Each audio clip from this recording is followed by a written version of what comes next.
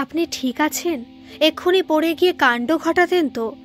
উল্টো দিক থেকে ছুটে আসা এই একগুচ্ছ শব্দের উত্তরে দীপ্তা কিছুই বলতে পারে না, শুধু কপালটা চেপে ধরে মাথা নিচু করে বসে থাকে। ওর এখন কিছুই বলার ক্ষমতা নেই। আজকের ঘটনা এটাই প্রমাণ করে যে বাহ্যিকভাবে যতই শক্তপোক্ত থাকুক না কেন, সময় সুযোগ পেলেই পুরনো ঘাগুলো মাথা চাড়া দিয়ে উঠবেই। উল্টো দিক থেকে আরও কিছু প্রশ্ন ছুটে আসে। আপনি কি আমাকে চেনেন? একটু আগে ডক্টর ব্যানার্জি বলে ডাকলেন মনে হলো। দীপ্তা মুখে কিছু না বলে শুধু ঘাড় হেলিয়ে সম্মতি জানায়। ও আচ্ছা, আমি অরিত্রিয়া মানে অরুর বাবাই।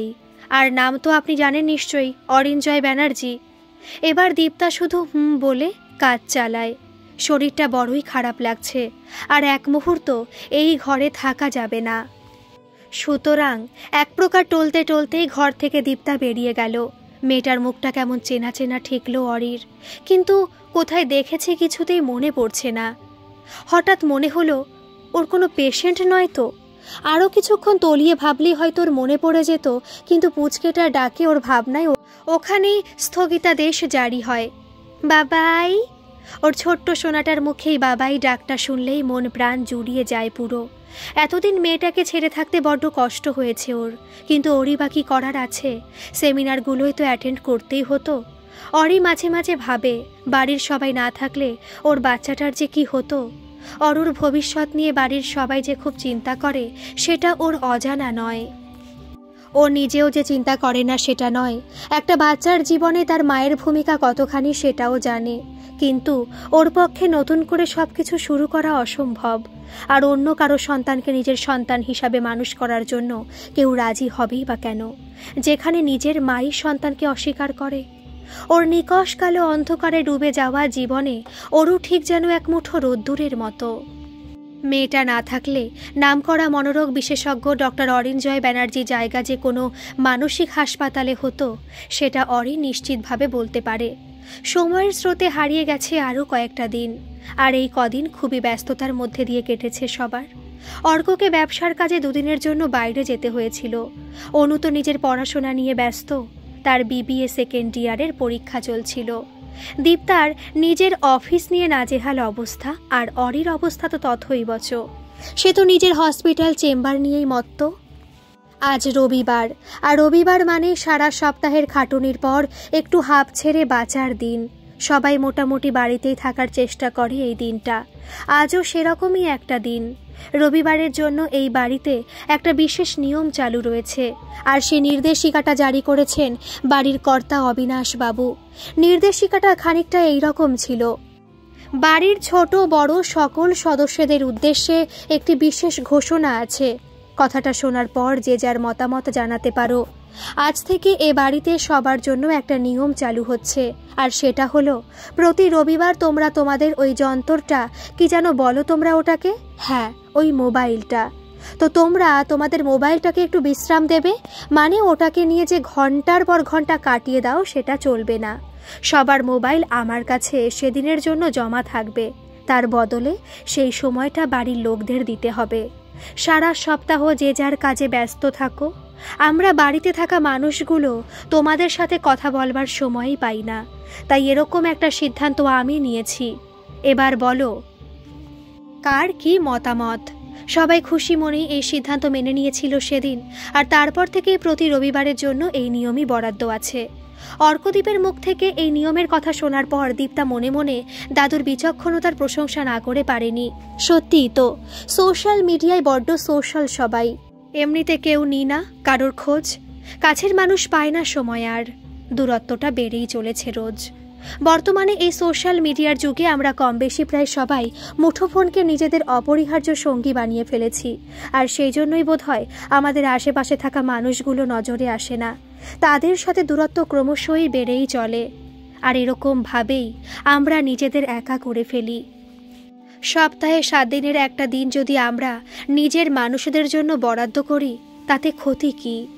দীপ্তা এখন ছুটির দিনগুলোতে সবার সাথে টেবিলে বসেই খায়, আজও তার অন্যথা হয়নি।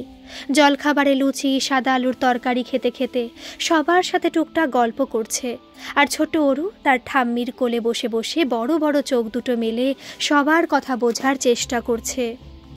হঠাৎ অরু তারস্বরে কেঁদে উঠতেই সবার নজর ওর দিকে পড়ে। অপরাজিতার পাতে থাকা লঙ্কাটা কখন যে সবার নজর এড়িয়ে মুখে পুড়ে দিয়েছে, আর তারপরই এই কাণ্ড। ঝাল লেগে চোখ মুখ পুরো লাল হয়ে গেছে বেচারির। কচি চামড়া তো খুব জ্বলছে নিশ্চয়ই। বাচ্চাটাকে এমন অবস্থায় দেখে সবারই খুব কষ্ট হচ্ছে। ওর কষ্ট কি করে কমানো যায় সেই চেষ্টাই করছে সবাই মিলে। মাসিমণি, মধু আছে? থাকলে নিয়ে এসো, ওর কষ্টটা একটু কমবে। দীপ্তার কথা মতো মধু নিয়ে আসা হয়। মুখে কয়েকবার মধু ঠেকাতে বাচ্চাটা আস্তে আস্তে ওর কান্না থামিয়ে দিল। এতক্ষণে লঙ্কার জ্বলুনিটা কমেছে বোধ হয়। মেয়ের কান্নার শব্দে ততক্ষণে ঘর থেকে অরি দৌড়ে এসেছে। যে মেয়ের চোখে এক ফোঁটাও জলও সহ্য করতে পারে না, তার চোখে আর জল এসেছে, এটা দেখা মাত্রই ওর মাথায় যেন আগুন জ্বলে গেল পুরো। ঘরে যাবার আগে অরুকে দীপ্তার কোলে বসে থাকতে দেখেছিল, তাই পুরো রাগটা গিয়ে পড়ল ওর ওপর। দায়িত্ব যখন নিতে পারেন না, তখন আগ বাড়িয়ে দায়িত্ব নেবার দরকার কি? আপনাকে ছাড়া অরুর চলে যাবে, তাই আমার অরুর থেকে দূরে থাকুন। একটা বাইরের লোকের জন্য আমার মেয়েটার কোনো ক্ষতি হোক আমি চাই না। কথাগুলো শেষ করে যেমন ঝড়ের বেগে এসেছিল, তেমন ঝড়ের বেগে অরুকে দীপ্তার কোল থেকে এক প্রকার ছিনিয়ে নিয়ে অরি ঘরে চলে গেল। ঘটনার আকস্মিকতায় সবাই ভাষা হারিয়ে ফেলেছে। ঘোর কাটতেই দীপ্তাকে অপরাজিতা কিছু বলতে যাবে, কিন্তু ততক্ষণে দীপ্তা ঘরে চলে গেছে। মুহূর্তেই বাড়ির হাসিখুশি পরিবেশটা কেমন যেন থমথমে হয়ে যায়। দীপ্তা ঘরে বসে জামাকাপড়গুলো গুছিয়ে রাখছিল, ঠিক তখনই ঘরে অনুর প্রবেশ। ও দিদি, এর মধ্যে কি কলকাতা যাচ্ছ? ব্যাগ গোছাচ্ছ তো, তাই বলছি। দীপ্তা ঘাড় নেড়ে না বলে। দীপ্তা ওকে নিজের বোনের মতোই ভালোবাসে, আর মেয়েটাও সারাক্ষণ দিদি দিদি করে। কখনো কখনো ওর কাছে আবদারও করে। দীপ্তার নিজের ভাইয়ের সাথে যেমন সম্পর্ক, এখানে অনুমেঘার সাথেও ঠিক সেরকমই দিদি বোনের একটা মিষ্টি সম্পর্ক তৈরি হয়েছে।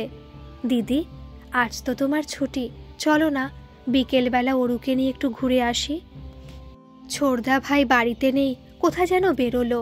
টিভিতে কি যেন একটা সিনেমা দিয়েছে, সেটাই বড় মা, মেজমা আর মা মিলে দেখতে বসেছে। ওরাও যাবে না, চলো না আমরা তিনজনেই বরং ঘুরে আসি। আর ডক্টর ব্যানার্জি, উনি তো আজ বাড়িতেই আছেন। ওনাকে জিজ্ঞাসা করেছিস তোদের নিয়ে যাবেন কিনা? সেদিন উনি অরুর কোনো ব্যাপারে নাক গলাতে বারণ করেছিলেন। আজ আমার সাথে অরুকে দেখলে হয়তো আবার রেগে যাবেন।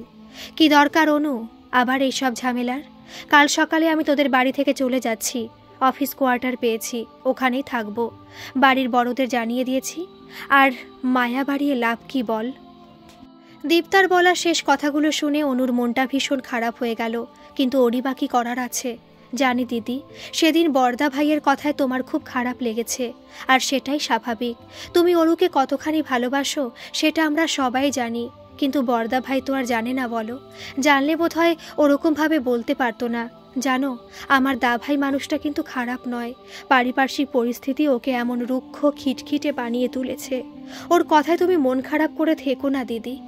অনু আর দীপ্তার এই কথোপকথনের মাঝখানে অপরাজিতা, সুতোপার জয়িতা ওই ঘরে এসে ঢুকল। বর্দির মুখে দীপ্তার চলে যাবার খবর পেয়ে ওরা ওর সাথে কথা বলতে এসেছে। যদি কোনোভাবে মেয়েটাকে আটকানো যায়। মেয়েটাই 2 মাসে সবার মনের অনেকখানি কাছাকাছি চলে এসেছে, তাই ওর চলে যাবার খবরটা কেউই ঠিকমতো হজম করতে পারছে না। দিদি ভাই বলছিল তুমি নাকি অফিস কোয়ার্টারে গিয়ে থাকবে। আমাদের জন্য তোমার একটুও মন খারাপ করবে না দীপ্তা? আমাদের সবার কিন্তু তোমার জন্য মন খারাপ করবে। সুতোপার কথায় দীপ্তা মুখে আলতো একটা হাসি টেনে বলে, হ্যাঁ গো, বড় মাসিমণি ঠিকই বলেছে। কোয়ার্টারে জায়গা ফাঁকা হয়ে গেল, তাই চলে যাচ্ছি। আর অন্য জায়গায় পোস্টিং হলে তো এমনিতেই চলে যেতে হতো, তাই না? আর অরু, ওকে ছাড়া থাকতে কষ্ট হবে না তোমার? জয়িতার এই কথায় দীপ্তা কি উত্তর দেবে ভেবে পায় না। বাচ্চাটাকে তো নিজের সন্তানের মতোই ভালোবাসতে শুরু করেছিল, তাই বোধহয় এতটা কষ্ট হচ্ছে। কিন্তু নিজের মনের গোপনে জমানো আবেগকে প্রকাশ্যে আসতে দিতে নারাজও। তাই মুখে কিছুটা জোর করে হাসি নিয়ে এসে বলল, কষ্ট হবে কেন? আমি তো মাঝে মাঝে এসে দেখা করে যাব। সুতপা জয়িতা আরও কিছু বলতে যাবে, কিন্তু অপরাজিতা চোখের ইশারায় ওদের আর কিছু বলতে বারণ করে দেয়। সেদিন দীপ্তার ঘরে হওয়া কথার কিছু কিছু অংশ ঘরের সামনে দিয়ে যাবার সময় অরির কানেও পৌঁছেছিল, আর তার ফলস্বরূপ একটা ঘটনা ঘটেছিল সেদিন। অনু গোমরা মুখে চুপচাপ বসেছিল নিজের ঘরে, তখনই হঠাৎ তার বর্দা ভাইয়ের প্রবেশ। এই ছুটকি, এমন গোমরা মুখে বসে আছিস যে, কিছু হয়েছে নাকি? নিজের ঘরে বর্দাকে দেখে বেশ অবাকই হয় অনু, কারণ বাড়িতে থাকলে সচরাচর দাদা অন্য কারো ঘরে ঢোকে না, বেশিরভাগ সময়টা নিজের ঘরেই কাটায়। কিচ্ছু হয়নি বলেই অনু মুখ ঘুরিয়ে গাল ফুলিয়ে বসে থাকে। অরি বুঝতে পারে ওর বোনের অভিমান হয়েছে, আর সেটা ওর ওপরই, আর অভিমানের কারণটাও ওর কাছে স্পষ্ট। আমার ওপর রাগ করেছিস না? তুই না বললেও আমি কিন্তু বুঝতে পারি। আফটার অল মনের ডাক্তার বলে কথা। ওর কথাই অনুর ঠোঁটে হালকা হাসি ফোটে, কিন্তু পরমুহূর্তে কিছু মনে পড়তেই মুখ ভার হয়ে যায়। দাদা ভাই, সেদিন দীপ্তা দিদিকে তুমি যে কথাগুলো বলেছিলে সেগুলো কিন্তু একটাও ঠিক বলনি। অরুকে দিদি খুব ভালোবাসে জানো। দিদি কাল আমাদের বাড়ি থেকে চলে যাবে। তোমার কথায় দিদির খুব খারাপ লেগেছে, তাই চলে যাচ্ছে। যদিও দিদি এটা বলেনি, কিন্তু আমাদের সবার এরকমই মনে হচ্ছে। সেদিন রাগের মাথায় অতগুলো কথা বলে পরে নিজেরই খারাপ লেগেছিল অরির। অনেকবার ভেবেছে বাজে ব্যবহারের জন্য ক্ষমা চেয়ে নেবে, কিন্তু পারেনি, কেমন যেন বাঁধো বাঁধো ঠেকছিল। আজ মনে হচ্ছে মুখে লাগাম লাগানোটা খুব দরকার। আচ্ছা, এই জন্য তোর মন খারাপ? বুঝেছি। বিকালে অরুকে নিয়ে ঘুরতে যাবি বলছিলি না? চল, আমি নিয়ে যাব, রেডি থাকিস। এতটুকু বলে কিছুটা থামে অরি, তারপর কি যেন একটা ভেবে নিয়ে আবার বলতে শুরু করে, আর তোর ওই দিদি যদি তোদের সাথে যায় বলে দেখ। কথা শেষ করে ঘর থেকে বেরিয়ে যায়, আর অনুর মুখে হাসি ফুটে ওঠে। সেদিন অনুর জেদের কাছে হার মানতে হয়েছিল দীপ্তাকে। বিকালে ওর কথা মতো ওদের সাথে বেরোতে হয়েছিল, আর সেখানেই ঘটে গেছিল একটি ঘটনা। ঘটনা নাকি দুর্ঘটনা? 2 দিন হলো দীপ্তা অফিস কোয়ার্টারে এসে উঠেছে। দিনগুলো যেন বড্ড একঘেয়ে হয়ে গেছে, কাটতেই চাইছে না। আসলে যতই আমরা মুখে বলি না কেন অভ্যেস বলে কিছু হয় না এই পৃথিবীতে, বাস্তবে কিন্তু ব্যাপারটা ঠিক সেরকম নয়। বহুদিনের কোনো অভ্যেস হঠাৎ করে চাইলেই পাল্টানো যায় না, তার জন্য অনেক কাঠখড় পোড়াতে হয়। অফিস থেকে ফিরে একা হলেই সেদিন বিকালে ঘটে যাওয়া ঘটনাটা চোখের সামনে ভেসে উঠছে দীপ্তার। এখনও ভাবলেই ভয়ে বুক শুকিয়ে যায় ওর। অনুর হাত ধরে টলমলো পায়ে হেঁটে আসছে অরু। দীপ্তা ওদের পেছন পেছন আসছে। অনুর একটা ফোন আসায় ওর হাত ছাড়িয়ে সামনের দিকে কিছুটা দৌড়ে যেতে গিয়ে রাস্তায় মুখ থুবড়ে পড়ে। এতটুকু মোটামুটি ঠিকই ছিল, কিন্তু এরপরই আসল ঘটনাটা ঘটে। উল্টো দিক থেকে একটা বাইক মাঝারি গতিতে আসছিল। হঠাৎ করে বাচ্চাটা গাড়ির সামনে চলে আসায় চালক সঙ্গে সঙ্গে ব্রেক কষে, কিন্তু ততক্ষণে অনেকটা দেরি হয়ে গেছে। চোখে মুখে জলের ঝাপটা লাগতেই ধড়মড় করে উঠে বসে দীপ্তা। সামনে তাকাতেই কিছু অচেনা মানুষের ভিড়ে দুটো চেনা মুখের দেখা মেলে। হঠাৎ দীপ্তার কিছু মনে পড়তেই খুব উতলা হয়ে আশেপাশে দেখতে থাকে। অরুকে খুঁজছে নিশ্চয়ই, অর্ক এসে ওকে বাড়ি নিয়ে গেছে। অরির কথায় ওর চোখে মুখে উদ্বিগ্নতা ফুটে ওঠে। অনুর দিকে তাকাতেই অনু ওর সামনে হাঁটু মুড়ে বসে একটা হাত নিজের হাতে নিয়ে চোখের ইশারায় জানায় যে অরু ঠিক আছে। আরে দিদি, ওরকমভাবে কেউ বাইকের সামনে আসে আর বাচ্চাকে যদি সামলাতেই না পারেন তবে রাস্তায় বাচ্চা নিয়ে বেরোন কেন বুঝি না। নিজেরা গাড়ির সামনে এসে পড়বে আর কিছু হলেই তখন গাড়ির দোষ। আরও নানা রকম কথাবার্তা ভেসে আসতে থাকে। ভিড়ের মধ্যে থেকে আসা এইসব উক্তির প্রত্যুত্তরে ও কেবল মাথা নিচু করে থাকে, দু চোখ ছাপিয়ে বৃষ্টি আসতে চায়। সেদিন দীপ্তা চুপ থাকলেও অরে কিন্তু চুপ করে থাকেনি। দিন কয়েক আগে নিজের করা ব্যবহারের জন্য অনুতাপ থেকেই হোক বা অন্য কোনো কারণের জন্যই হোক, সেদিন জনতার ভিড় থেকে আসা কথার উত্তর বেশ কড়াভাবে দিয়েছিল। প্রথমত দোষটা আমার, ওনার নয়। আর দ্বিতীয়ত, নিজেদের অমূল্য সময় নষ্ট করে এখানে এসে বক্তব্য পেশ করার জন্য অনেক ধন্যবাদ সবাইকে। এবার আপনারা আসতে পারেন, আমরা নিজেদের সমস্যা নিজেরাই মিটিয়ে নিতে পারবো। এতক্ষণে জমে থাকা মানুষের জটলা প্রায় পাতলা হয়ে গেছে। অরি আর অনু দুজনের সাহায্যে উঠে দাঁড়িয়েছে দীপ্তা। হ্যাঁ, অরি নিজে থেকেই ওর দিকে সাহায্যের হাত বাড়িয়েছে। অরির ব্যবহার দীপ্তাকে অবাক করছে। কিন্তু সারা শরীরে বেশ ব্যথা লাগায় এইসব নিয়ে বেশি মাথা খাটাতে পারিনি ও। এই ছুটকি, ওনাকে আস্তে আস্তে ধরে ধরে গাড়ি পর্যন্ত নিয়ে চল। দীপ্তা ব্যথায় কোকিয়ে উঠতেই অরিকে যেন সামান্য বিচলিত হতে দেখা যায়। ওনার বোধহয় হাঁটতে অসুবিধা হচ্ছে। ছুটকি, তুই ওনার একটা হাত তোর কাঁধের ওপরে জড়িয়ে নে, আর ওনাকে একদিক থেকে আমি ধরছি। ব্যাস, এভাবেই শেষ হয়েছিল সেদিনের বিকেলটা। এরপরের ঘটনা সংক্ষিপ্ত। বাড়ি ফিরতে দীপ্তাকে নিয়ে ব্যস্ত হয়ে পড়েছিল সবাই। পরের দিন প্রায় জোর করেই ওকে আটকানো হয়েছিল অরুর দোহাই দিয়ে, কিন্তু তার পরের দিন শরীরে হালকা ব্যথা নিয়েই ও জিনিসপত্র গুছিয়ে অফিস কোয়ার্টারে গিয়ে ওঠে। সেদিনকার কথা ভাবতে ভাবতে ঘড়ির কাঁটা যে কতটা পথ পেরিয়েছে তার হিসেব রাখেনি দীপ্তা। হঠাৎ ফোনের রিংটোনের শব্দ ওকে অতীত থেকে বর্তমানে ফিরিয়ে আনে। দেখে বাড়ি থেকে বাবার ফোন এসেছে। বাবা মা ভাইয়ের সাথে টুকটাক কথা বলে ফোনটা রেখে দেয়। বাবা মা যে ওকে নিয়ে কতটা চিন্তায় থাকে সেটাও জানে, আর এটাও জানে ওনারা দীপ্তার অবস্থার জন্য নিজেদেরই দায়ী করেন আর আত্মগ্লানিতে ভোগেন। কিন্তু দীপ্তা নিজের ভাগ্য ছাড়া কাউকে কখনোই দায়ী করেনি।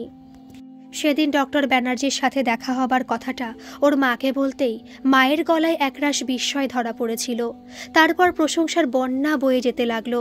সবশেষে উনি একটা কথাই বলেছিলেন, বুবুই, তুই অন্তত ওকে একটা ধন্যবাদ জানাস, অন্তত আমার তরফ থেকে হলেও জানাস। না, ধন্যবাদ জানানো হয়নি ওনাকে, কিন্তু দীপ্তা এটা স্বীকার করে যে ওর কাছে ও চিরঋণী। এই যে আজকের এই অভিদীপ্তা, সবটাই ওনার জন্য।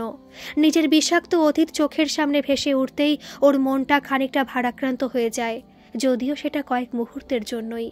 অনু ভিডিও কল করছে। দীপ্তা জানে ওর সাথে কথা বললে অরুর ওই হাসি মুখটা দেখলে ওর মন খারাপ পুরো ভ্যানিশ হয়ে যাবে। এসব ভেবেই ওর মুখে আপনা আপনি একটা হাসি চলে আসে। কেটে গেছে গোটা একটা মাস। এই এক মাসে ওই বাড়িতে না গেলেও ফোনে প্রায় সবার সাথেই কথা হয়েছে। এর মাঝে একদিন অনু আর অর্কদীপ ওর অফিসের সামনের কফি শপটায় দেখাও করেছে। অনুর সাথে তো দিদি বোনের সম্পর্ক গড়ে উঠেইছে, এছাড়াও অর্কর সাথেও ভালো বন্ধুত্ব হয়ে গেছে ওর। ছেলেটা খুব প্রাণবন্ত, মানুষের মুখে হাসি ফোটানোর একটা ক্ষমতা আছে ছেলেটার। নিজের দাদার একেবারে বিপরীত। দাদা যতটাই গম্ভীর, ভাই ততটাই প্রাণখোলা।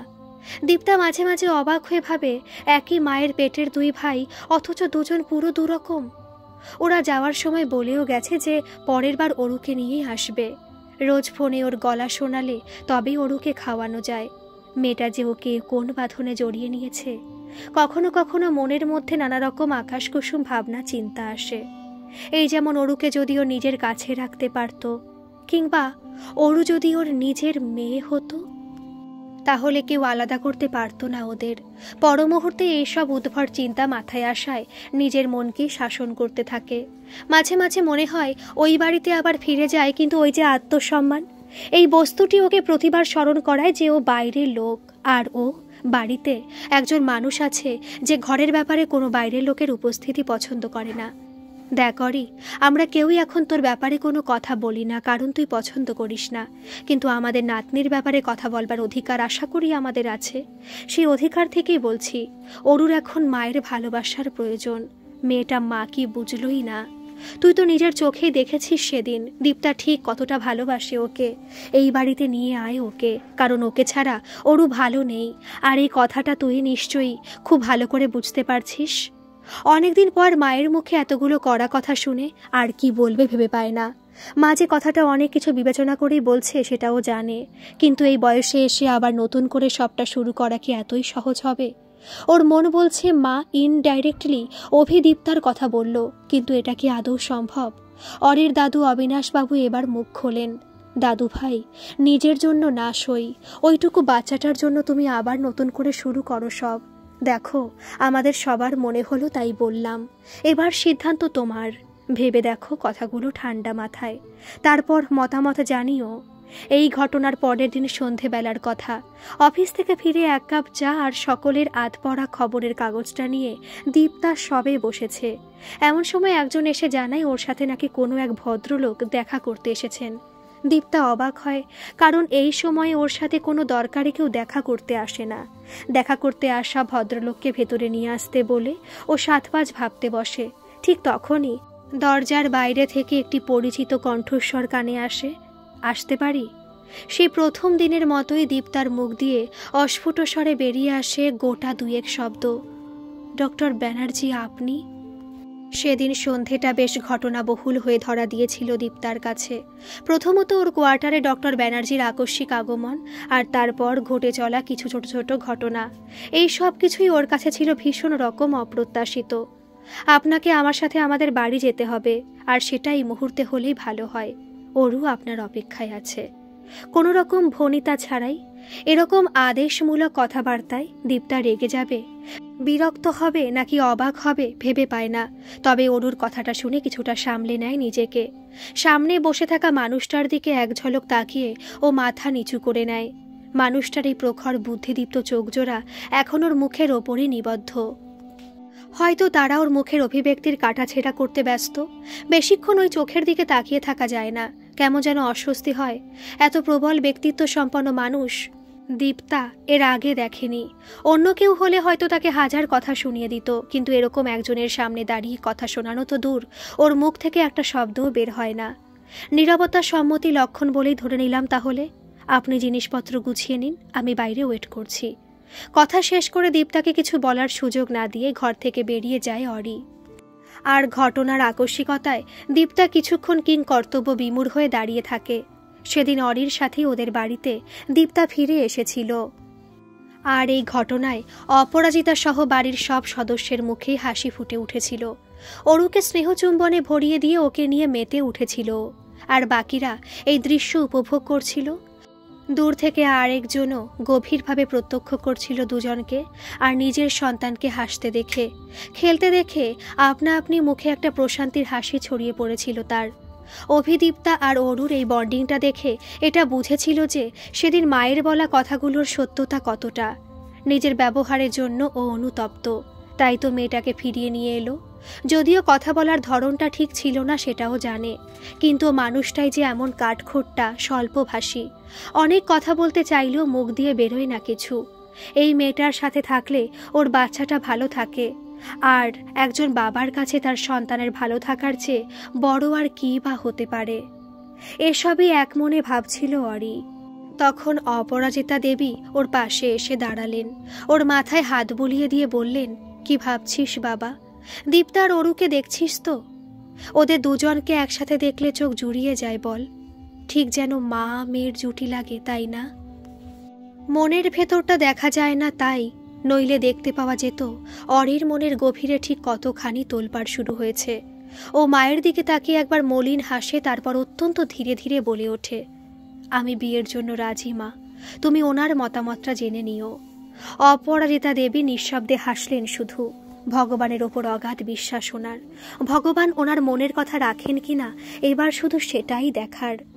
রোজকার মতোই মায়ের সাথে একদিন ফোনে কথা বলছে দীপ্তা। এ কথা সে কথা বলার পর একটা লম্বা শ্বাস নিয়ে উনি বলতে শুরু করলেন, বুবুই, তোর অপামাসি নিজের বড় ছেলের জন্য তোর সম্বন্ধ নিয়ে এসেছে। তোকেই হয়তো বলতো, কিন্তু তুই ব্যাপারটা কেমনভাবে নিবি না নিবি, তাই আমাদের বলেছে। মায়ের কথায় দীপ্তা ভীষণ রকম চমকে ওঠে। মানে সব জেনে শুনেও তুমি এসব কি বলছো মা? মাসিমণি সবটা জানে? আর ডক্টর ব্যানার্জি, উনি কি বলছেন? ওর মা এবার কিছু কথা সাজিয়ে বলে ওঠে, আরও একবার জোর করে নিজেদের সিদ্ধান্ত চাপিয়ে দেবার মতো ভুল করব না মা। তোর মতামতের ওপরই সবটা নির্ভর করছে, আর অপা সবটাই জানে। আমি ওকে বলেছিলাম, অপা বলল অরিঞ্জয় নাকি মত দিয়েছে এই বিয়েতে। এবার সবটা তোর ওপর নির্ভর করছে। এরপরে আর কী বা বলার থাকতে পারে? বুক ঠেলে একটা গভীর দীর্ঘশ্বাস বেরিয়ে আসে ওর। একদিন ছুটির সকাল, তেমন কাজ না থাকায় অরি বাড়িতেই ছিল। আগেই বলেছি অরি একটু টিপটপ থাকতে ভালোবাসে, তাই হাতে সময় পেলেই মাঝে মাঝে নিজের ঘরদোর পরিষ্কারে মন দেয়। সেদিনও ঠিক এমন একটা দিন ছিল। পুরনো আলমারিটা অনেকদিন হলো পরিষ্কার হয় না, তাই ওটা পরিষ্কার করতেই বসেছিল। আলমারি খুলতেই থাকে থাকে সাজানো ফাইল, বিভিন্ন বইপত্র বেরিয়ে পড়ল। অনেক স্মৃতি ভিড় করে আসছিল মনে। সেই ডাক্তারি পড়ার সময়গুলো, প্রথম কেস, প্রথম সফলতা, সবটা মনের আয়নায় যেন স্পষ্ট দেখতে পাচ্ছিল ও। কতগুলো বছর হয়ে গেল, তবুও মনে হচ্ছে যেন এই সেদিনের কথা। কিছু একটা মনে পড়তেই ফাইলগুলো বের করে ঘাঁটতে লাগলো। বেশি খুঁজতে হলো না, মিনিট খানেকের মধ্যেই কাঙ্ক্ষিত ফাইলটায় চোখ পড়ল। এতদিনে ডক্টর অরিঞ্জয় ব্যানার্জির সেদিনকার ডক্টর ব্যানার্জির সম্বোধনের যথার্থ কারণ উদ্ধার করতে পারলেন বোধহয়। এই কিছুক্ষণ আগে অভিদীপ্তার অরিঞ্জয়ের বিয়েটা শেষ পর্যন্ত হয়েই গেল। কোনো লোক সমাগম নয়, কোনো জাঁকজমক নয়, শুধু দুই পরিবারের উপস্থিতিতে রেজিস্ট্রি ম্যারেজ সম্পন্ন হলো। ওরা দুজনের কেউই কোনো ধুমধাম চায়নি, তাই এই ব্যবস্থা। তবে তাতেও সবাই খুব খুশি। সব থেকে খুশি হয়েছে আমাদের অরুসোনা। পিপি আর ওর থামি মিলে আজ ওকে সাজিয়ে দিয়েছে, আর সে তার বাবাই আর তার হামির কোলে বসে বসে বিভিন্ন পোজে ছবি তুলেই চলেছে। অর্ক, অনু ওরা বড্ড খুশি হয়েছে। ওদের একটা বন্ধু কাম দিদি কাম বৌদি হলো বলে কথা। দেখ ছুটকি, ওদের তিনজনকে একসঙ্গে কি মিষ্টি দেখাচ্ছে, পুরো পারফেক্ট ফ্যামিলি ফটো। অর্ক ওদের ছবি তুলতে তুলতে অনুকে কথাগুলো বলে, আর অনুও দাদার কথায় সায় দেয়। ঠিক বলেছিস ছোড়দা, দিদি আজ থেকে বৌদি ভাই হয়ে গেল আমার। এবার থেকে সারা জীবনের জন্য ও এখানেই থাকবে, আর কোথাও চলে যাবে না। উফ, আমার ভেবেই যে কি আনন্দ হচ্ছে। অর্ক আর দীপ্তা প্রায় সমবয়সী হওয়ায় দুজন দুজনকে তুই করেই কথা বলে। আজও তার অন্যথা হয় না। দীপ্তা, একটু হাস মা আমার, আর দাদা ভাই তুইও একটু হাস। ধুর, এরকম গোমরা মুখে আবার ওয়েডিং ফটোশ্যুট হয় নাকি? তোদের দুজনকে কাতুকুতু দিয়ে হাসাতে হবে দেখছি। ওর কথায় দীপ্তা হেসে বলে, আচ্ছা আচ্ছা, আমিও দেখব তোর বিয়ের সময় তুই ঠিক কতটা দাঁত বের করতে পারিস। হাসি একটু কম হলেই তোকেও তখন কাতুকুতু দিয়ে হাসাবো কিন্তু। এদের এই খুনসুটির মাঝে সুতপা দেবী হাসেন। এসে অর্কর কানটা ধরে বলেন, এই গাধা, দীপ্তা এখন তো ওর বড় বৌদি রে, ওকে নাম ধরে আর তুই তোকারি করে ডাকছিস যে বড়। আউচ, মেজমা লাগে তো, ধুর ভাল লাগে না। আবার আমাকে সবার সামনে গাধা বললে তুমি। অর্কর অমর মুখ বিকৃত করে বলার ধরনে ওখানে উপস্থিত সবার মধ্যে হাসি রোল ওঠে। দেখ তপু, আমাদের সেই মেয়েবেলার খেলার ছলে বলা কথাগুলো যে এইভাবে মিলতে পারে আমরা ভাবিনি বল। হ্যাঁ রে অপা, আমিও এটাই ভাবছিলাম। ভগবান যে কার সাথে কার গাঁটছড়া বেঁধে রেখেছেন সেটা আর কে বলতে পারে বল। আমি জানি আমার মেয়েটা এখানে ভালো থাকবে। অরু আছে না, বাচ্চাটার জন্য আমি আবার আমার পুরনো মেয়েটাকে আস্তে আস্তে ফিরে পাচ্ছি। ছেলে মেয়ে দুটো যে যার জীবনে অনেক কষ্ট, অনেক আঘাত পেয়েছে।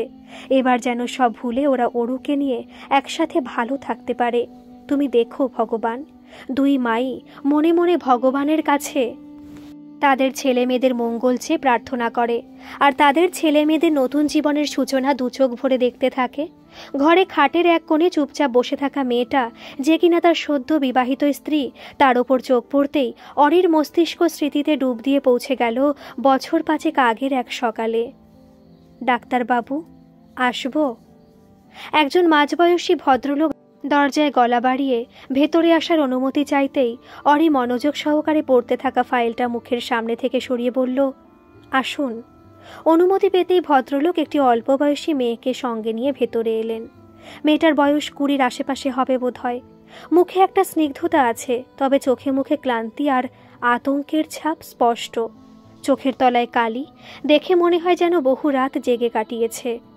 নমস্কার ডাক্তারবাবু, আমি দীপক চৌধুরী, আর এই আমার মেয়ে অভিদীপ্তা। ডক্টর সঞ্জয় বসি আমাদের আপনার কাছে পাঠিয়েছেন। অরি বুঝল এই মেয়েটাই ওর পেশেন্ট, আর গতকাল রাতে মেলে ওর স্যার ডক্টর বোস এর কথাই জানিয়ে পুরো কেস ডিটেলস দিয়েছিলেন। এই ভদ্রলোক ওনার ছোটবেলাকার বন্ধু। এই মেয়েটিকে সুস্থ করার দায়িত্ব ওনার ওপরই পড়েছিল, কিন্তু ডক্টর বোস এখন দেশের বাইরে থাকার দরুন সেই দায়িত্ব এসে পড়েছে ওনার প্রিয় ছাত্র ডক্টর অরিঞ্জয় ব্যানার্জির কাঁধে। অরি ওর স্যারকে কথা দিয়েছে যে ও ওর 100% দিয়ে মেয়েটিকে সুস্থ জীবনে ফিরিয়ে আনার চেষ্টা করবে। নমস্কার স্যার, আমাকে ওনার সম্পর্কে মোটামুটি সবটাই জানিয়েছেন, তাও আমি আপনার কাছ থেকে সবটা আবার শুনতে চাই। সব থেকে ভালো হতো যদি পেশেন্ট নিজে সবটা বলেন। তবে স্যারের থেকে শুনছিলাম উনি নাকি বেশ কিছুদিন হলো কথা বলা পুরোপুরি বন্ধ করে দিয়েছেন। হ্যাঁ ডাক্তারবাবু, কোথা থেকে কি যে হয়ে গেল। মেয়েটা আমার ভীষণ হাসি খুশি ছিল। এই 2 মাসও হয়নি ওর বিয়ে দিলাম, খুব খুশি ছিল জানেন। কিন্তু তারপরে কি যে হয়ে গেল। একদিন সকালে শ্বশুরবাড়ি থেকে এলো, বলল কদিন থাকবে, ব্যাস তারপর থেকে প্রাণোচ্ছল মেয়েটা বদলে যেতে শুরু করলো। আমরা অনেকবার জানার চেষ্টা করেছি যে কি হয়েছে, কিন্তু ও কিছুই বলেনি। কেমন যেন গুম মেরে গেছে। এই কদিনের মধ্যে 2বার সুইসাইড অ্যাটেম্প্ট করেছে ও। ওর মা সময় মতো না আসলে মেয়েটাকে হারিয়ে ফেলতাম হয়তো। একটানা এতগুলো কথা বলে ভদ্রলোক হাঁপাতে থাকেন। মেয়ের কষ্টের কথা বলতে গিয়ে ওনার গলা কেঁপে ওঠে।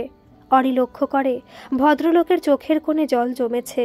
শত হলেও পুরুষ মানুষ তো, পুরুষের তো আবার কাদা বারণ। ঠিক আছে আঙ্কেল, আমি দেখছি কি করা যায়। আমার পক্ষে যতটা সম্ভব আমি চেষ্টা করব, আপনি চিন্তা করবেন না। আপনি বরং একটু বাইরে গিয়ে অপেক্ষা করুন, আমি একটু চেষ্টা করে দেখি ওনার সাথে কোনো রকম ইন্টারেক্ট করতে পারি কিনা। ভদ্রলোক সম্মতি জানিয়ে বাইরে বেরিয়ে যেতেই সামনে বসে থাকা মেয়েটির দিকে অরি ভালো করে তাকায়। মেয়েটা কেমন জড়সড় হয়ে মাথা নিচু করে বসে আছে। মিসেস সেন, মিসেস সেন, শুনছেন? আরও কয়েকবার ডাকার পরও যখন মেয়েটা কোনো রেসপন্স করে না, তখন কিছু একটা চিন্তা করে অরি টেবিলে ছড়িয়ে রাখা হাতে একটু ইতস্তত হয়েই হাত রেখে ডাকে, অভিদীপ্তা, আপনি আমার কথা। অরি পুরো কথা শেষ করতে পারে না, তার আগে মেয়েটা একবার অস্ফুট কণ্ঠে কিছু একটা বলেই ওখান থেকে ছিটকে সরে যায়। অরি ভালো করে ওকে পর্যবেক্ষণ করতে থাকে। ও লক্ষ্য করে মেয়েটার মুখটা কেমন রক্তশূন্য হয়ে গেছে। কোনো বিষয় ভীষণ ভয় পেলে আমাদের যেমন হয় তেমনটাই আর কি। আরও ওর বড় বড় চোখগুলোতে শুধুই আতঙ্কের ছায়া। বিষয়টা যে বেশ গুরুতর সেটা আর বুঝতে বাকি থাকে না সাইকিয়াট্রিস্ট অরিঞ্জয় ব্যানার্জির। পেশেন্টের বাবাকে ডেকে কিছু গুরুত্বপূর্ণ আলোচনার মাধ্যমে সেদিনকার মতো সেশন সেখানেই শেষ হয়। আমার কিছু কথা বলার আছে। এতক্ষণ কিছু একটা নিয়ে গভীর চিন্তায় ডুবেছিল দীপ্তা। এই গম্ভীর ও পুরুষালী গলার স্বরে চিন্তার জগৎ থেকে বেরিয়ে আসে।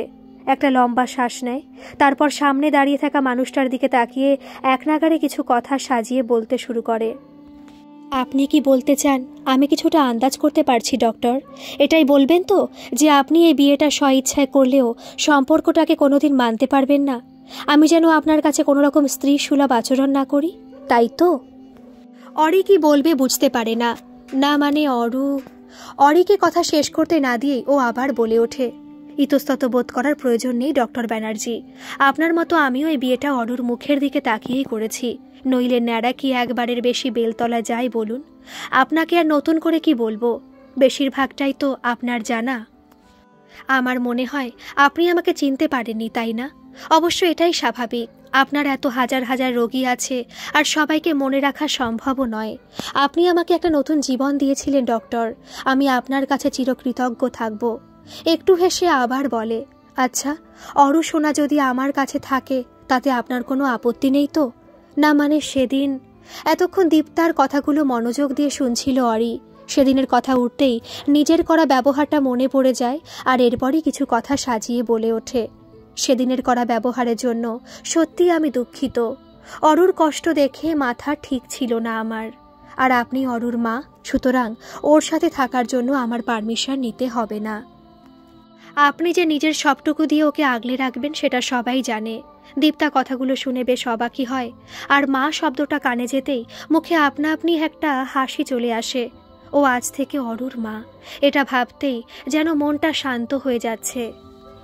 সংসার করার শখ তো সেই কবেই ঘুচে গেছিল ওর, কিন্তু একটা বাচ্চার মায়া ওকে যে এভাবে আবার একবার সংসার জীবনে বেঁধে ফেলবে সেটা তো কয়েকদিন আগে ওর কল্পনার বাইরে ছিল। কিছু কথা মনে আসতেই ও অরিকে জিজ্ঞেস করে, আর আপনি কি মনে করেন? সবাইয়ের মধ্যে আমিও পড়ি হয়তো। এটুকু বলেই অরি আর দাঁড়ায় না, ওখান থেকে চলে যায়। বেশ খানিকক্ষণ পরে ঘরে আসতেই একটা দৃশ্যে ওর চোখ আটকায় আর অশান্ত মনটায় হঠাৎ করেই যেন প্রশান্তি ঠান্ডা বাতাস বয়ে যায়। খাটের একটা ধারে দরজার দিকে পিঠ করে দীপ্তা শুয়ে আছে আর ছোট অরু ওর বুকের সাথে লেপ্টে আছে। দুজন দুজনকে আঁকড়ে ধরে নিশ্চিন্তে ঘুমিয়ে আছে। এমন একটা দৃশ্য দেখলে চোখের শান্তি পাওয়া যায়, মনটা আপনা আপনি ভালো হয়ে যায়। অরির অবস্থাও ঠিক এমনই। ও তো এরকমই একটা সংসারের স্বপ্ন দেখেছিল। ও আত্রেই আর অরু, অরিঞ্জয় আর আত্রের অংশ অরিত্রিয়া। কিন্তু সব ভাবনা, আবেগ, ভালোবাসা যে একতরফা ছিল সেটা বুঝতে বুঝতে অনেকখানি সময় লেগে গেছিল। খালি সারা দিনের শেষে একলা হলেই পুরনো দিনের স্মৃতিগুলো ওকে গিলে খেতে আসে। যতই ভাবে সবকিছু ভুলে গিয়ে নিজের জীবনটা আবার নতুন করে সাজিয়ে তুলবে, ততই যেন ওর অতীতটা স্মৃতিতে আরও বেশি করে জেঁকে বসে। আবার একবার যে কোনো বন্ধনীয় জড়িয়ে যাবে সেটা ওর কল্পনারও অতীত। অরুর সাথে দীপ্তার মিষ্টি সম্পর্কটা দেখে ওর ভীষণ ভালো লেগেছিল, আর তাই তো মা যখন ওর সাথে দীপ্তার বিয়ের কথা বলেছিল ও কোনো বাধা দেয়নি। কতক্ষণ যে তন্ময় হয়ে ওদের দিকে তাকিয়েছিল খেয়াল নেই। দীপ্তার কাশির শব্দে ওর ভাবনার জাল ছিন্ন হয়। এরপরে চোখের নিমেষেই কয়েকটা দিন পেরিয়ে গেছে। সবাই আবার যে যার কাজে ব্যস্ত হয়ে পড়েছে। দীপ্তার দিনগুলো ভালোই কাটছে। বাড়ির বড়রা অনু, অর্ক, অরু সবাইকে নিয়ে বেশ কেটে যাচ্ছে দিনগুলো। অনু আর অর্ক তো ওদের বৌদি ভাই অন্তপ্রাণ। বিয়ের আগে তো একটা সম্পর্ক ছিলই, কিন্তু এখন সেই সম্পর্কগুলো আরও শক্তপোক্ত হয়েছে। মোট কথা বাড়ির সবাই তাদের বাড়ির লক্ষ্মীকে সাদরে গ্রহণ করে নিয়েছে। তবে একজন আছে যে বিয়েটা তো নিজের ইচ্ছাতেই করেছে, তবে এখনও মন থেকে সম্পর্কটাকে মেনে নিতে পারেনি, আর সেই মানুষটা হলো অরি। ওদিকে দীপ্তার ক্ষেত্রেও একই কথা প্রযোজ্য। আজ রবিবার। রবিবারগুলো এই বাড়িতে বেশ হই হুল্লোড় করেই কাটে, তবে আজকের রবিবারের সকালটা কিছুটা অন্যরকম। গতকাল রাত থেকে অরুর শরীরটা বেশ খারাপ হয়েছে। হাই ফিভার, সর্দি, কাশি। বাচ্চাটা খালি কাঁদছে। এক ফোঁটা খাবারও ওকে খাওয়ানো যায়নি কাল থেকে। কোনো বাচ্চাকে আগে এরকমভাবে দীপ্তা দেখেনি, তাই সবাই মিলে যতই বোঝাক না কেন দীপ্তা ভীষণ অস্থির হয়ে পড়েছে। মামনি, অরুর খুব কষ্ট হচ্ছে বলো, ও ভালো হয়ে যাবে তো? অপরাজিতা ওকে শান্ত হতে বলেন, আর এটাও জানান যে অরুকে যে ডাক্তারবাবু দেখেন তাকে ফোন করা হয়েছে। ডাক্তারবাবু অরুকে নিয়ে ওনার চেম্বারে যেতে বললেন। অত চিন্তা করিস না মা, তোর মেয়ের কিচ্ছু হবে না। বাচ্চাদের এসব জ্বর সর্দি লেগেই থাকে। তুই বরং অরিকে ফোন করে আসতে বলে দে, ও নিয়ে যাবে তোদের ডাক্তারের কাছে। অরিকে ফোন করতেই ও কিছুক্ষণের মধ্যেই চলে আসে। গাড়িতে যেতে যেতে বাচ্চাটা সমানে কেঁদে চলেছে, আর দীপ্তা উদ্বিগ্ন হয়ে আপ্রাণ চেষ্টা করছে ওকে ভোলানোর। কাঁদে না সোনা, এই তো আমরা এসেই গেছি, আর একটুখানি দাঁড়াও বাবু, এক্ষুনি আমরা ডক্টর আঙ্কেলের কাছে পৌঁছে যাব। অরি গাড়ি চালাতে চালাতে মাঝে মাঝে পাশে বসে থাকা দীপ্তার অরুর দিকে তাকাচ্ছে। অরুর কষ্টে দীপ্তার মুখটাও যে কেমন কাদো কাদো হয়ে গেছে সেটা ও বেশ বুঝতে পারছে। ও মনে মনে ভাবে, যেভাবে মেয়েটা অরুকে আগলে রাখে ও নিজে বাবা হয়েও এমনভাবে পারে না। ডাক্তারের চেম্বার থেকে বেরিয়ে অরি যায় প্রেসক্রিপশনে দেওয়া ওষুধগুলো কিনতে, আর দীপ্তাকে অরুকে নিয়ে গাড়িতে গিয়ে বসতে বলে। আসলে ডাক্তারবাবু অরুকে দেখে বলেছেন, সর্দিটা বেশ ভালোই আছে, বুকে অল্প সর্দি জমেছে, তবে ভয়ের কোনো কারণ নেই। ওষুধগুলো নিয়মিত খাওয়ালে খুব তাড়াতাড়ি সুস্থ হয়ে যাবে। ওষুধের দোকান থেকে ওষুধ কিনে ফিরে আসছে, হঠাৎই পেছন থেকে একটা চেনা গলার সম্ভাষণে থমকে দাঁড়ায়। হ্যালো মাই বয়, কেমন আছো? আমাদের লিটিল প্রিন্সেসের কি খবর? ডক্টর বোসকে দেখে চোখের সামনে অতীতের ঘটনা ভেসে ওঠে। তবে অতীতের ভাবনায় ডুবে যাবার আগেই ডক্টর বোস বলে ওঠেন, তোমার মেজো কাকার সাথে কয়েকদিন আগে দেখা হয়েছিল। ওনার মুখে তোমার নতুন জীবনের কথা শুনলাম। খুব খুশি হয়েছি আমি, জানো, খুব খুশি হয়েছি। আমার মেয়ের জন্য আমার প্রিয় ছাত্রের জীবনটা ছাড়খাড় হয়ে গেছে। এইটা মনে করলেই আমাকে একটা অদৃশ্য যন্ত্রণা গিলে খেতে আসে। সেদিন যদি তোমাকে বিয়ের জন্য জোর না করতাম, তাহলে হয়তো তোমার জীবনটা অন্যরকম হতো। একটানা এতগুলো কথা বলে ডক্টর বোস একটু থামলেন। উনি কিছুক্ষণের জন্য পুরনো দিনে ফিরে গেছিলেন। ওনার একমাত্র সন্তান আত্রেয়ী। মা বাবার একমাত্র সন্তান হবার দরুন ভীষণ আদরে প্রশ্রয়ে সে বড় হয়েছে, আর এটাই বোধ করি তাকে বড়লোকের বক্ষে যাওয়া সন্তান বানিয়ে তুলেছিল। বড় হবার সাথে সাথে তার জীবনযাপন এমন বেপরোয়া লাগাম ছাড়া বিশৃঙ্খল হয়ে উঠেছিল যে ডক্টর বোস আর তার স্ত্রী সবসময় তাকে নিয়ে চিন্তায় থাকতেন। ওনাদের মনে হয়েছিল যে সংসার জীবনে বাধা পড়লে হয়তো তাদের মেয়ে শুধরে যাবে, তাই অরিকে এক প্রকার জোর করে বিয়ের জন্য রাজি করান। আর পরম পূজনীয় স্যারের কথা ফেলতে না পেরে অরিও বিয়েতে রাজি হয়। বিয়ের পর সব ঠিকঠাকই চলছিল। ডক্টর বোস মনে মনে এই ভেবে স্বস্তির নিঃশ্বাস ফেলেছিলেন যে তার মেয়ে বোধহয় নিজেকে পাল্টে ফেলেছে, কিন্তু তার ধারণা সম্পূর্ণ ভুল ছিল। অরু পেটে আসার পর থেকেই তার হাবে ভাবে পরিবর্তন আসে। সবাই ভাবে প্রেগনেন্সির কারণে তো মেয়েদের মুড সুইং হতেই থাকে, এটাও হয়তো সেরকম কিছুই। কিন্তু অরুকে জন্ম দেবার কয়েকদিনের মধ্যেই যখন সদ্যজাত সন্তানকে অস্বীকার করে, অরির হাতে ডিভোর্স পেপার ধরিয়ে দিয়ে আত্রেয়ী বাড়ি ছাড়ে, তখন সবার টনক নড়ে। সবাই বোঝে যে এই সংসার জীবন, এতগুলো মানুষের ভালোবাসা আত্রেয়ীকে পাল্টাতে পারেনি। ও যেরকম ছিল তেমনই রয়ে গেছে, শুধু মাঝের 2 বছর কিছুটা পাল্টানোর নাটক করে গেছে খালি। ভদ্রলোক ভীষণভাবে লজ্জিত, তাই আগে নিয়মিত যোগাযোগ রাখলেও এখন আর তেমন যোগাযোগ রাখেন না। মেয়েকে ঠিকমতো মানুষ করতে পারেননি বলেই মেয়ে এমন মুখ পুড়িয়েছে, এই ভাবনা ভদ্রলোককে কুড়ে কুড়ে খায়। থাক না স্যার, পুরনো কথা মনে করে এত গিল্ট ফিল করার দরকার কি?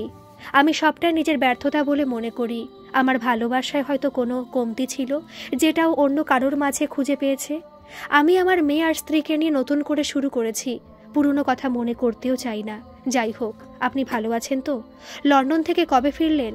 আর আমরা সবাই ভালো আছি, অরুও ভালো আছে, শুধু ভালো না খুব ভালো আছে। মা পেয়েও ভীষণ খুশি। ডক্টর ব্যানার্জি। দীপ্তার ডাকে অরি কথা থামিয়ে দেয়। দুজনেই পেছন ফিরে দেখে অরুকে কোলে নিয়ে দীপ্তা দাঁড়িয়ে আছে। অরির দেরি হচ্ছে দেখে গাড়ি থেকে নেমে এসেছে। কেমন আছো জেঠু? আমাকে চিনতে পারছো তো? বোস জেঠুর সাথে ওদের সম্পর্ক অনেক দিনের। এখন যদিও অনেক দিন যোগাযোগ নেই, তবে এককালে ছিল। বোস জেঠিমার সাথেও আলাপ ছিল, তবে ওদের মেয়ে আত্রীর সাথে কোনো কালে দীপ্তার আলাপ হয়নি। খালি বাবার মুখে একবার শুনেছিল আত্রেয় দিন আগে বিয়ের 2 বছর পর অন্য কোনো সম্পর্কে জড়িয়ে সংসার ছেড়েছে। ব্যাস এটুকুই। কিন্তু সেই সংসার যে ডক্টর ব্যানার্জির সেটাও আগে জানতো না। আরে দীপ্তা না? তোকে আবার চিনতে পারবো না? বয়স বেড়েছে বটে, কিন্তু এখনও আমার স্মৃতিশক্তি যথেষ্ট ভালো। কিন্তু কেমন আছিস মা? দীপ্তার কোলে অরুকে দেখে জিজ্ঞাসু দৃষ্টিতে অরির দিকে তাকাতেই অরি দীপ্তার কোল থেকে অরুকে নিজের কোলে নেয়। তারপর দীপ্তার একটা হাত নিজের হাতের ভাঁজে নিয়ে বলে, ও দীপ্তা, আপনি তো ওকে চেনেনি, তবে ওর আর একটা পরিচয় আছে। ও আমার স্ত্রী, আমার মেয়ের মা। আমি ওর সাথে নিজের নতুন জীবন শুরু করেছি। আশীর্বাদ করবেন স্যার, যাতে আমরা দুজন দুজনের পরিপূরক হয়ে উঠতে পারি। অবাক হয়ে অরির দিকে দীপ্তা তাকিয়ে আছে। লোকটা অবলীলায় কেমন মিথ্যে কথাগুলো আউড়ে দিল সেটা ভেবেই ও অবাক। বিয়ে হয়েছে ঠিকই, কিন্তু স্ত্রী হিসেবে মেনে নেওয়ার কথাটা যে শুধুই বলার জন্য বলা, সেটাও বুঝে গেছে। আমার আজ খুব শান্তি লাগছে রে মা। তোকে অরির সাথে দেখে মন থেকে অনেক বড় পাথর নেমে গেল জানিস। আমার প্রাণ ভরা আশীর্বাদ রইল। ভালো থাক তোরা, খুব ভালো থাক। ওরা দুজনে ওনার পা ছুঁয়ে প্রণাম করলে উনি ওদের আশীর্বাদ করেন। তারপর অরুকে কোলে নিয়ে একটু আদর করে নিজের গন্তব্যের পথে পা বাড়ান। অরির দিকে দীপ্তা এক দৃষ্টিতে তাকিয়ে আছে। সেই থেকে কী সব বলে গেল লোকটা। জেঠুর সামনে এভাবে কথা না বললেই পারত। এমনিতে নিজের মেয়ের কাণ্ড কারখানায় মানুষটা মরমে মরে আছে। নিজের চেম্বার সেরে বাড়ি ফিরে অরি নিজের ঘরে যেতেই ওকে উদ্দেশ্য করে কিছু কথা ছুড়ে দিল দীপ্তা। বোস জেঠুকে সকালে ওই সব মিথ্যে কথাগুলো বলার কি খুব দরকার ছিল? ওনার নিশ্চয়ই খুব খারাপ লেগেছে। ওনার মেয়ের কাজের দায়ভার তো আর ওনার নয়, তাই না? এমনিতেই সকালের ঘটনা, তারপর পেশেন্টের চাপে মাথাটা যন্ত্রণায় ছিঁড়ে যাচ্ছে, তার উপর দীপ্তার এইসব কথা অরি আর সহ্য করতে পারে না। যা মুখে আসে তাই বলে দেয়। প্লিজ, এই নিয়ে আমি আর কথা বলতে চাই না। আর যে বিষয়টা জানো না সেটা নিয়ে দয়া করে কোনো কথা বলো না। আর আমি কারোর সাথে নিজের ব্যক্তিগত কথা ভাগ করতে স্বচ্ছন্দ বোধ করি না। সুতরাং আমাকে এখন একটু একা ছেড়ে দাও প্লিজ। অরির কথায় দীপ্তার খারাপ লাগে। কোনো কথা না বলে চুপচাপ ঘর থেকে বেরিয়ে যায়, আর না চাইতেই অন্যের জীবনে নাক গলানোর জন্য মনে মনে নিজেই নিজের মুণ্ডুপাত করতে থাকে। যে অপমানিত হতে তোর ভালোও লাগে না? কি দরকার ছিল ওইসব কথা বলার? উনি যাকে যা খুশি বলুন, তাতে তোর কি? সমাজের চোখে তোরা স্বামী স্ত্রী, কিন্তু আদতে তো তাই নয়। তোর একটাই পরিচয়, তুই অরুর মা, ব্যাস। অরুর ব্যাপারে ছাড়া আর কারোর বিষয়ে নাক গলালে তোর নাক কেটে নেব। অরুকে ঘুম পাড়িয়ে মনটা একটু ভালো করতে ঘরের লাগোয়া ব্যালকনিতে গিয়ে দাঁড়াতে যাবে দীপ্তা। দেখে ওখানে আগে থেকেই অরি উপস্থিত আছে।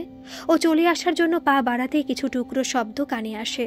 সরি, আমি কথাগুলো ওভাবে বলতে চাইনি।